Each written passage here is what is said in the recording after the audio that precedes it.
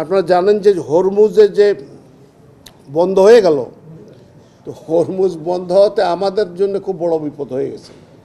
আমাদের যে রেগুলার যে চুক্তি আছে সে অনুযায়ী আমরা এলএনজিগুলো নিয়ে আসতে পারছি না, তেল নিয়ে আসতে পারছি না। তো এইগুলোর জন্য আমাদেরকে স্পট কোটেশন মার্কেট থেকে কিনতে হয়। তো সেটাও তো আসলে যে ওই দিন একটা জটিল একটা ফর্মুলা আছে, সেই ফর্মুলা দিয়ে আমরা কিনে আনি। তো তাতে কোনো কোনো সময় আমাদের কপালটা ভালো থাকে যে আমরা মোটামুটি কম দামে রিজনেবল প্রাইসের কাছাকাছি পাই, আর কোনো কোনো সময় উপায় থাকে না, তখন বেশি দামে কিনতে হয়। কারণ যাদের সাথে চুক্তি ছিল যে অত তারিখে আমরা এত নম্বর জাহাজটা পাঠাবো, সেইটা যুদ্ধের কারণে বন্ধ হয়ে গেছে। ওরা বলছে যে আমরা পারবো না, তো ওরা মারো কাটো যাই করে আমরা কিছু করতে পারবো। তো সেইগুলোর জন্য আমাদেরকে স্পট কোটেশনতে কিনতে হয়। তো এর মধ্যে 3টা কার্গোর কথা বলা হয়েছিল, তার মধ্যে 2টো আমরা নিয়েছি, বলেছি আর একটা আমরা একটু দেখে আর একটু ওয়েট করি, যদি এর মধ্যে হরমুজ খুলে যায় হয়তো জাহাজটা চলে আসতেও পারে, যাতে গভর্নমেন্টের পয়সা করে কিছু বাঁচে। এইটুকু ছিল না, এইটা তো কেনার ব্যাপারে আলাপ করলাম, এখানে এই বিষয়ে কোনো আলাপ হয় নাই। হ্যাঁ, এইটা হলো স্পট মার্কেট থেকে, ওখানে একটা কমপ্লেক্স মেথড আছে, 3-4টা স্কেল আছে, সেগুলো দিয়ে ঠিক করা হয় যে এর আগের 4 মাসে কী ছিল এবং কী ছিল, মাঝামাঝি একটা প্রাইস ধরে করতে হয়।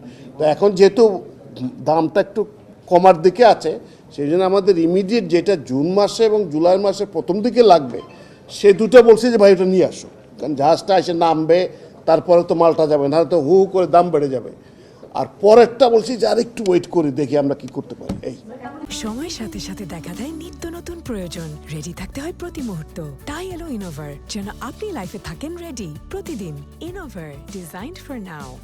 আমার তো মনে হয় যে এটা ধীরে ধীরে ভালোর দিকেই যাচ্ছে, স্টেবলের দিকেই যাচ্ছে ইনশাল্লাহ।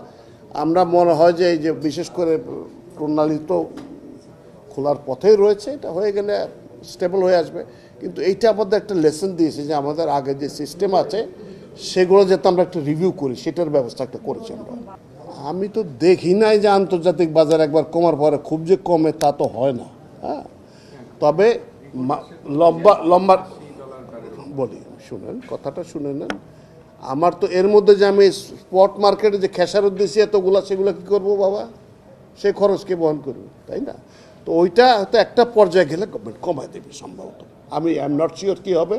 এটা আরও পলিসি ডিসিশন আমার একা বলার কোনো সুযোগ নাই, I am just guessing with it, আর কিছু না।